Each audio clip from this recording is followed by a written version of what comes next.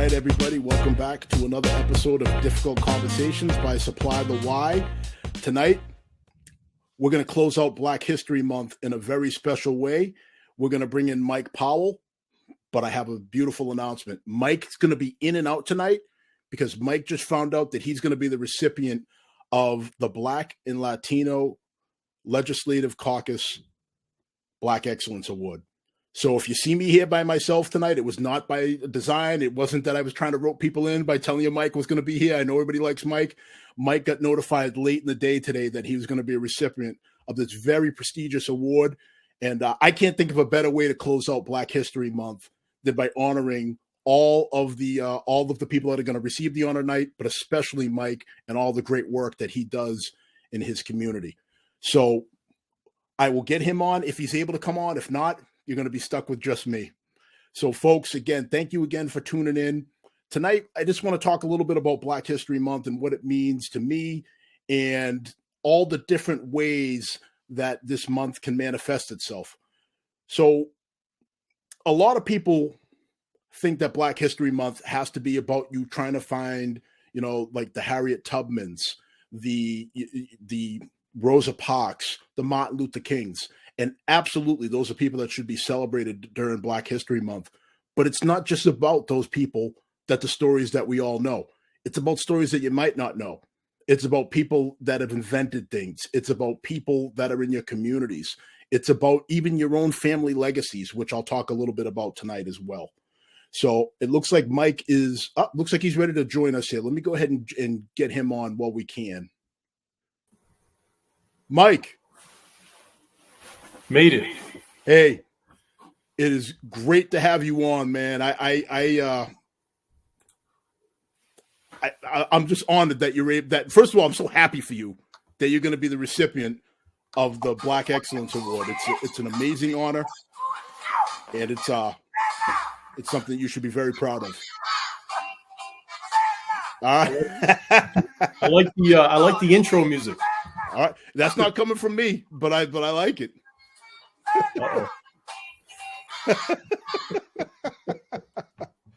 Black and I'm proud. So, Mike, congratulations. Talk a little bit about the honor. How did you find out, and what does it mean to you? Well, hold on one second. Dean, while I try to multitask here. Mm-hmm. Yeah, it's an honor. It really is. It's an honor and a privilege to have even been nominated. I'm kind of, when I heard about it, I was kind of at a loss of word. I'm truly humbled to be nominated for such a recognition. Like I said, an honor, a privilege among so many great people, particularly those who continue to do positive, to have a positive impact in their respective communities. So, again, an honor and a privilege to be nominated. Oh, Mike, I can't stress enough how happy we are for you. It looks like you had to jump off for a quick second, which we knew was going to happen because at any moment they're going to call him and ask him to say a few words about the honor. So from there, folks, Black History Month, one of the things I did want to touch upon is during this month, and if you follow Supply the Why at all, you know that I do a Black History Month profile daily, and I try to pick different people, some people that you heard of, that you may have heard of. Sometimes I try to make it like kind of like a trivia type deal, and sometimes I try to introduce you to people that I certainly never heard of, and certainly not growing up, and just try to educate you and introduce you to some new folks. One of the things that I wanted to talk about was during Black History Month, I had a lot of people sending me like DMs like, hey, have you thought about profiling this person? Or have you profiled this person? And a lot of times the people that did that were white, with some of my white friends. So here's what I want to say. Black History Month is for everybody. You don't have to be black to profile somebody or to shout somebody out. Like you can do it too. Like just like on St. Patrick's Day, you see people of all races and ethnicities wearing green. You don't have to be black in order to say, hey, I want to recognize this person, or I think that we should talk about the achievements of that person. It's something that's for everybody. and it's all inclusive. And just because the name sounds the way it does, a lot of people, I think they feel a little strange about sharing and shouting people out, but it's something that is definitely for everybody. So what I'm going to do is, while we're waiting for Mike to come back in, here he is now, but I want questions. I want chats. If there's anything you want to talk about Black History Month wise, or where we go from here, anything as far as taking steps forward, I want to hear all about it. I'll answer your questions as best I can. So let me get Mike back in. Mike, welcome back. Oh man, it's multitasking. It's challenging, but here I am. Hey, it's tough when you're in demand. So is Mike, is that what you want to call it? Yeah, you're the big thing tonight. Tonight's your night, brother. So talk a little bit about what Black History Month means to you, and how you choose to celebrate it and recognize it with your family. Yeah, I think obviously Black history is important not only to me, but it's also important for my son, and to make sure that he knows what Black history is all about. Which is very important to me to look at where we were at and where we're at, where we're from and where we're at now. It's awesome to see all those that paved the way for you and I to be sitting here today, having this conversation. I can't say enough about how incredibly humbling it is to hear a lot of the stories this whole month, and I love the 28 days of different folks that have contributed to society, particularly African Americans. It reminds us of it's not just the Martin Luther Kings and the John Lewis and a lot of the big names. It's some of the names that we haven't heard about yet, and I'm glad that you put the bios up there to educate myself, because I didn't know a few of the folks that you had mentioned. So thank you for that. And thank you for following it. I know sometimes, sometimes our conversations, they're a bit heavy here. You've been here a lot. Sometimes, people just like, you know what, I just want to come home from work and I want to watch a comedy, or I want to watch something light, or something that's not going to make me think. And that's perfectly fine. But for those of you that are searching for real conversations, we're gonna address some real in-depth issues. You and I spoke earlier today for about an hour, and it's funny because every time you and I have one of these conversations, I end up being like, "Oh man, I gotta go here, I gotta go there," and we have to jump off. But one of the things we spoke about was, where do we go from here, as not only as a people, but as a community and as a country, as far as race relations, as far as just taking steps forward. So we went down the rabbit hole earlier about talking about the N-word. So one of the things that I am passionate about, and I am very open about, is I am a very different person than I was 23 years ago, or 20 or 25 years ago when I was in college. I was one of those guys. I was a young, testosterone-filled guy. And I said and did a lot of things that I wish I could take back. And one of those things is I threw around the N-word a lot, just willy-nilly. But coming up, there were rules. My mother's watching, so I got to be careful what I say here. There were certain rules. Like, it was the type of thing where if you were going to throw around the N-word, it was frowned upon, but it was definitely something you didn't ever do in mixed company. It was like a behind the closed doors type thing with just amongst you and your black friends. But even from that, I've grown. And I said, you know what? I don't think that there's a more unproductive word in the English language than the N-word. So what are your thoughts on that, and how that word is viewed in today's society? Yeah, and like you said, you and I have talked off air for an hour, and we exchange our thoughts on it. And my thoughts on that word is I'm in agreement with you. I have no use for the word, but I was younger, and so I would obviously out of ignorance and just not knowing the emotional impact of that word can have, not only within our own culture but outside of our culture and what it does, the ripple effects it creates when that word is brought up. I mean, it throws out a lot of emotions for a lot of folks because it has a certain attachment to it. But at the same time, it's as a culture, it's very difficult to detach ourselves from it because it is so intertwined with our culture from from hip hop culture. So it's a very, very emotional word, and I hope my son certainly does not. I don't even think he's heard of that word, and I hope that it's quite some time before he does hear that word. And if I hear that word or hear him say that word, it's going to be my responsibility to educate him on it and to make sure that he understands the meaning behind it. And I'm with you on that. I mean, I have 3 kids. Mine are a little older than your son, and they've all heard it. And one of the ways that my daughters have heard it is one day they were at a rehearsal or one of their plays, and I'm going to say a gentleman. I'm going to be very, very loose, and he called my 2 daughters N-words and telling them to get out of here where they were. This was a white gentleman. Mm-hmm. I get a call. Both of my daughters are in tears.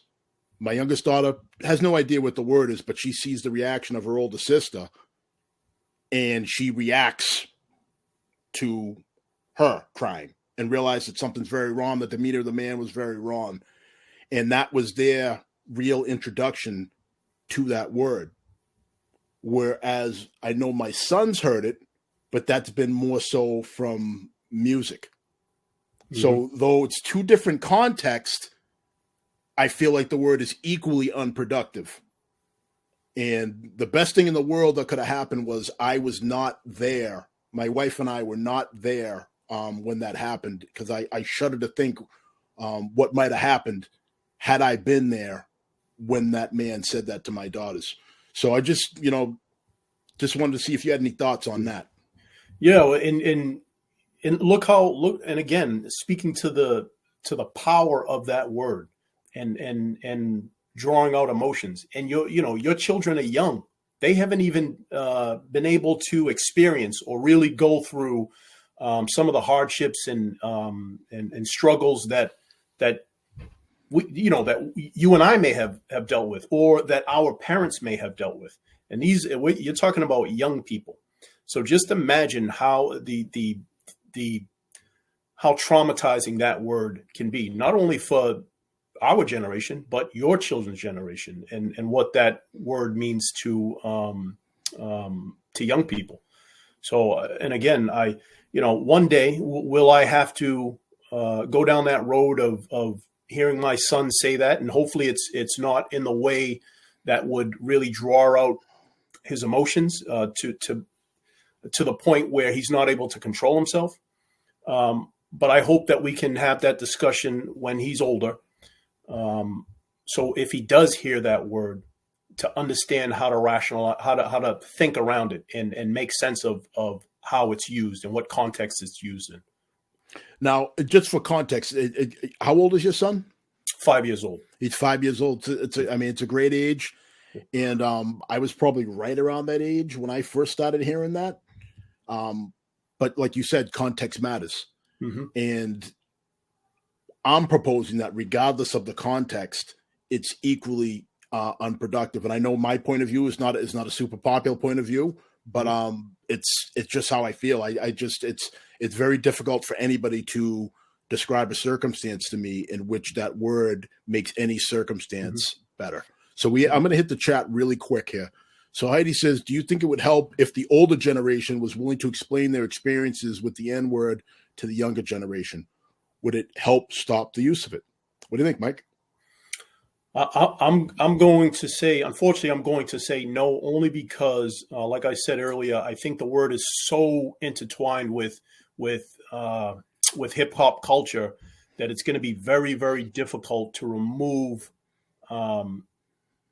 It's you can't teach an old dog tricks, for lack of for not having a better way to say it. So unfortunately, I think what the older generation has to be able to do is, like I said earlier, educate young folks on the meaning of that word and where it originates from, and the emotion that it draws with it. And I think that's the more important thing to be able to do, because at this point in society, we're never going to, unfortunately, we're never going to get rid of that word. It'll be with us here as long as humans walk the face of this earth.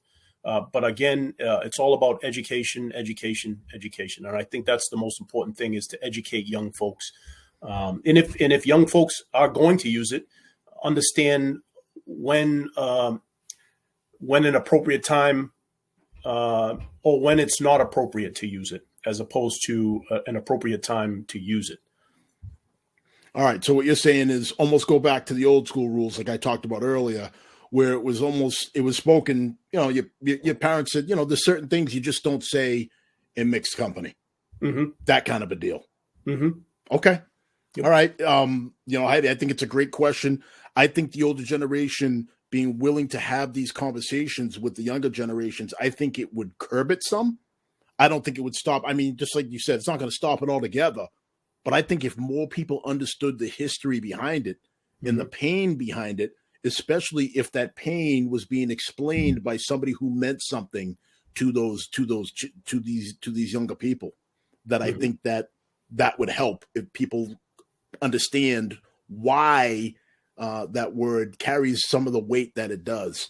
I know for me, when I grew up some, and I was able to stop and appreciate, the trials and tribulations of my parents, of my grandparents, my aunts, uncles. I mean, I had aunts that were around when there was colored need not apply signs in stores when they lived down in Baltimore.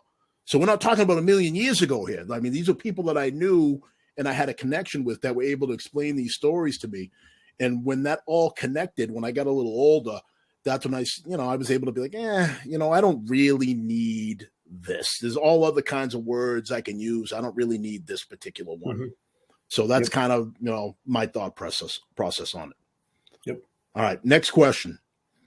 What do you think a school can do to get Black history to include more people that are not traditionally recognized as trailblazers? Great question, Diane. Mike, what do you think? How can we open it up a little bit beyond the obvious, beyond the Harriet Tubmans and the Martin Luther Kings and the Malcolm X's? Yeah, and to the point I made earlier, Dean, about some of the things you were doing to introduce folks to that even I didn't know about, that were not considered the heavy hitters of that of the civil rights movement. But there were a lot more folks that were.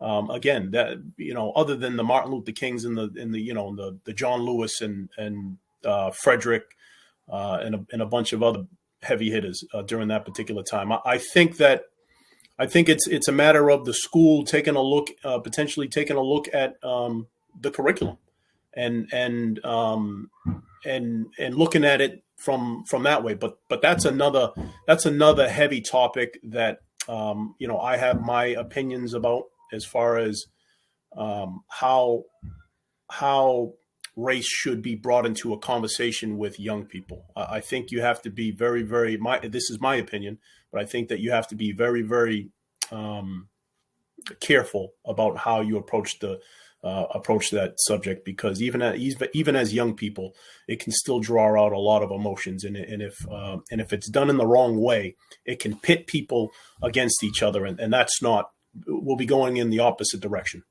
All right, 100%. I'm just going to touch upon that really quick. I think the best way, Diane, to include more of Black history is stop limiting it to 28 days. Let's integrate it 365 days a year. Let's integrate some of the Black inventors in science classes. Let's integrate some of the Black doctors and Black medical professionals in some of these medical classes. We got to stop limiting it and thinking that we have 28 days to talk about this, and then we put it in a box and we wait till next February to talk about it. It should be something that should be included all year round. And it shouldn't be about the color of the skin. It should be about some of the amazing accomplishments that some of these people came up with. Mm-hmm. And that's how I think we can expand it a little bit. I mean, the fact that I certainly, the only thing we really talked about when I was in school was we talked about slavery. We talked a little bit about Martin Luther King. Those were horrible days for me. Horrible days for me. There I am. I'm the only black kid in my entire grade for most of my time. And we're talking about slavery and whatnot. Now I got everybody in the class turn around and looking at me. It was uncomfortable. Yeah. It was uncomfortable because most of what we talked about was negative type stuff. So if we talk more about the great achievements of certain people, and again, not just black, Latino, Asian, whatever, and we just incorporated that year round, I think that we'd be better off for it. So, Diane, I hope we answered your question. All right. So my mother, perfect person for this. She says it is an entirely different experience to have the word thrown at you in the 50s and 60s and hearing it now. So, Ma, if you could put another comment in there, can you put a little context to that as to how it's different? And again, does that make you more accepting of it today or less accepting of it today? So Diane says, when I went to school, we only learned Black history in February, but it's American history, so it never made sense that it was separate. So amen, and that speaks to the point I just made about how it needs to be incorporated into the year-round curriculum as opposed to just trying to cram everything into 28 days because you just can't do it. You just can't do it. All right. So from there, Mike, where do we go from here as a people? So what steps would you like to see us take as Black men, as fathers, as society? Talk to us a little bit about where you'd like to see us go from here. Yeah, so it's well, I wish I had the answer to that question. If I did, I'd be standing with God rest his soul, Martin Luther King. But that's a very, very tough question. But I think where we go from here is with our heads up and we're looking forward. I think a big part of the future, particularly folks that look like you and I, Dean, is if you have little ones, is to teach them young. Teach your children young what it means to be financially responsible. Again, going back to the basics of respect, going back to just being a decent human being. And if, the more and more we continue, and again, I'm not trying to minimize, and I would never try to minimize the importance of representation. But I think that the more and more we continue to just force, I hate to use the word force feed race.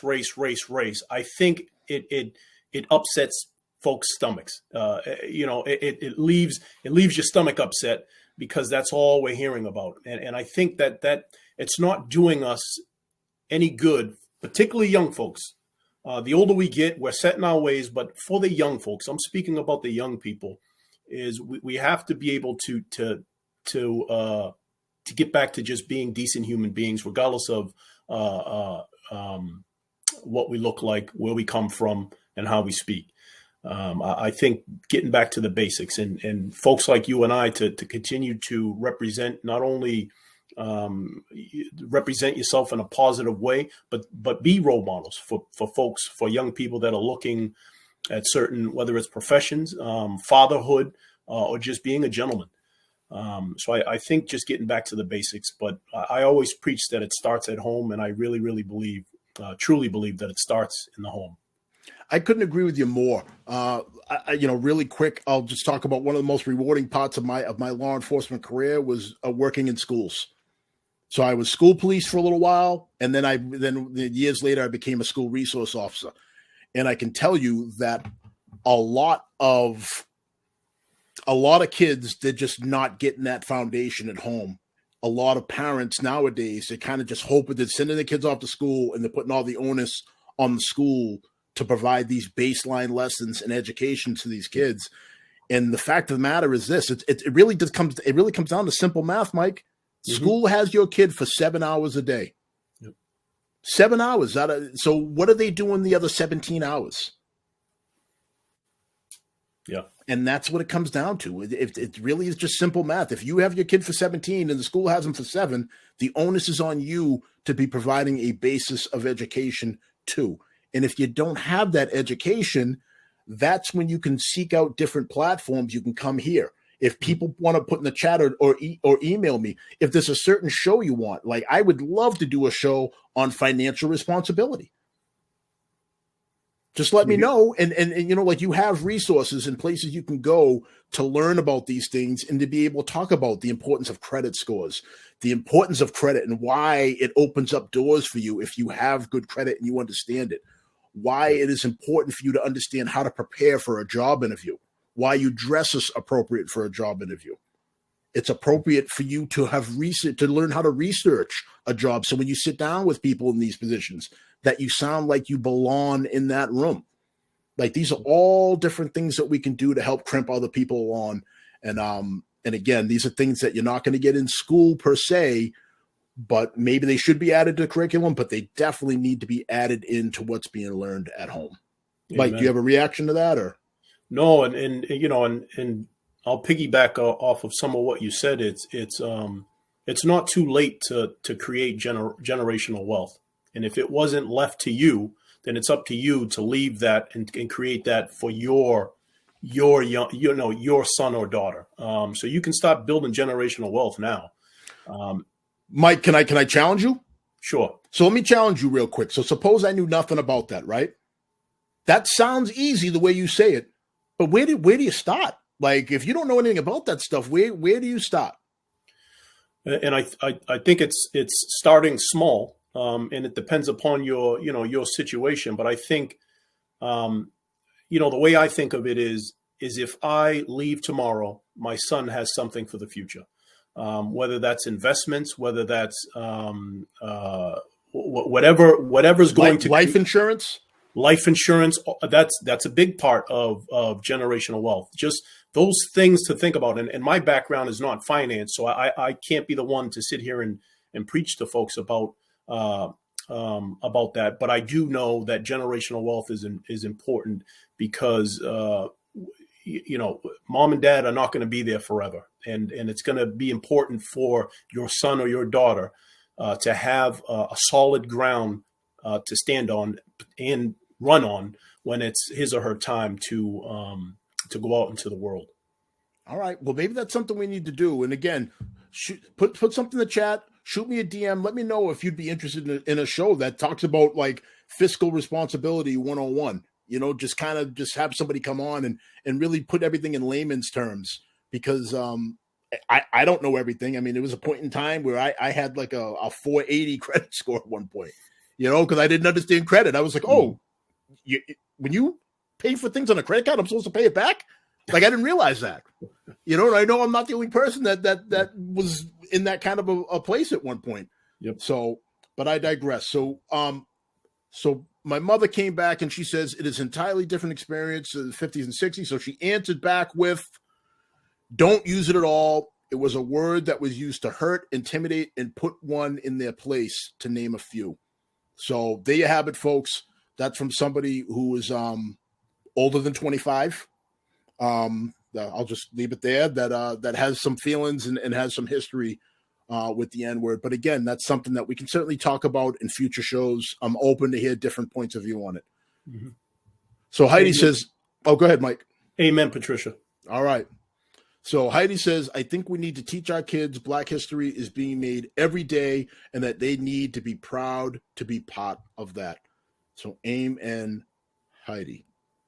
John says, Morgan Freeman had an eye-opening take on just what you said. He feels it shouldn't be restricted to a month. He feels that it is history and it should be celebrated as such. If Morgan Freeman says it must be true, right? So from there, Mike, potting shots. I know you got to run. I know that you have your ceremony that you probably have one ear listening out to it. Again, congratulations. Couple words on what this means to you and where you're going to go from there. Yeah, again, always a pleasure and an honor to be on your show, Dean. I love having these conversations and off off the show, if anyone wants to reach out to me and pick my brain, or maybe I can take a moment and pick your brain, please look me up. I'm not as prestigious as Dean, but you can find me through Dean if you want to do that. But thank you again.